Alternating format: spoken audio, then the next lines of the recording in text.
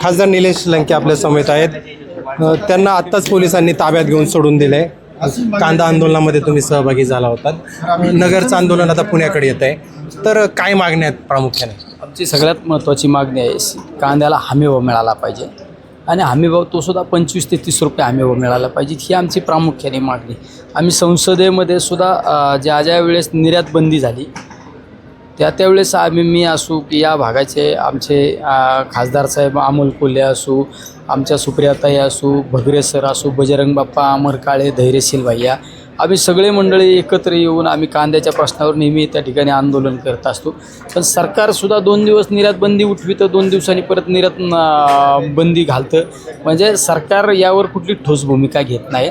त्यामुळं सरकारला जाग आणण्यासाठी, माझ्या शेतीच्या मालाला बाजारभाव व्यवस्थित मिळण्यासाठी, कांद्याला 25 ते 30 रुपये बाजार मिळण्यासाठी, दुधाला बाजार मिळण्यासाठी आम्ही हे सगळं आंदोलन या ठिकाणी सुरू केलेलं आहे. आजच्या आंदोलनाला प्रतिसाद कसा होता? प्रत्येक ठिकाणी शेतकरी हा रस्त्यावर उतरत आहे, कारण शेतकऱ्यांना फक्त त्या ठिकाणी न्याय मिळणं अपेक्षित आहे आणि शेतकऱ्यांसाठी लढणाऱ्या नेत्यांची आवश्यकता आहे. त्यामुळं तुम्ही शेतकऱ्यांसाठी प्रामाणिकपणे लढले तर शेतकरी तुमच्या पाठीशी उभा राहत असतात.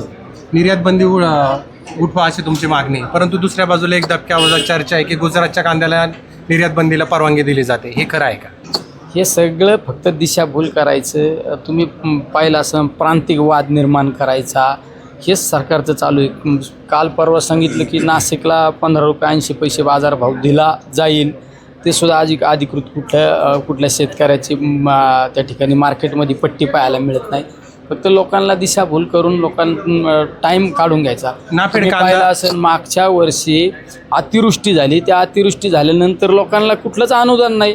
फक्त लोकांना नादी लावायचं. अतिवृष्टी झाल्यानंतर सरकारने सांगायचे तात्काळ पंचनामे करायचे. आमचे तलाठी, ग्रामसेवक, कृषी विभागाच्या कर्मचाऱ्यांनी दारादारात जायचं, प्रत्येकाच्या वावरात जायचं, पंचनामे करायचे, कागद तयार करायचे आणि सरकारने त्यावर कुठंच अनुदान द्यायचं नाही. हे फक्त सरकार हे वेळ काढूपणा करत आहे. नाफेडचे कांदे एजंटामार्फत खरेदी केले जातात आणि त्याचं प्रमाण तुमच्या मतदारसंघात जास्त आहे. हे फक्त एजंट लोकांना त्या ठिकाणी घरं भरण्यासाठी हा काही प्रमाणात प्रयोग केला जातो. शेतकऱ्यांचे प्रश्न गंभीर असताना तुमचे सहकारी मात्र सत्तेच्या बाजूला जाऊन बसलेत, प्राजक्त तनपुरे, तर त्याबद्दल तुमचं मत काय? नाही, आज सगळ्यात महत्त्वाचं आम्हाला कोणकोणच्या बाजूला जाऊन बसले यापेक्षा आमच्यासाठी शेतकऱ्यांचे प्रश्न महत्त्वाचे आणि शेतकऱ्यांना त्या ठिकाणी मदत मिळाली पाहिजे ही आमची महत्त्वाची भूमिका आहे. त्यांच्या मतदारसंघात पण कांद्याचा प्रश्न आहे, पण त्याच्यावर ते बोलले नाहीत.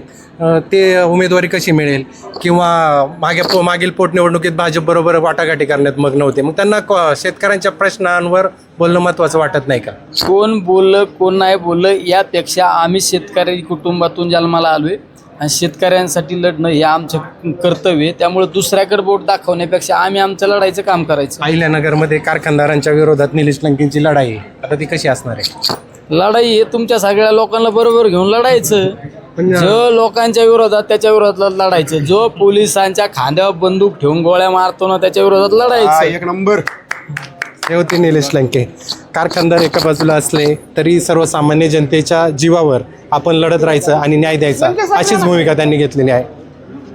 व्हिडिओ जर्नलिस्ट राजू देवडेसह संदीप खळे, मनसर. फेसबुकला आमचे पेज लाईक करा आणि आमचा युट्यूब चॅनेल सबस्क्राईब करा. वास्तव मराठी.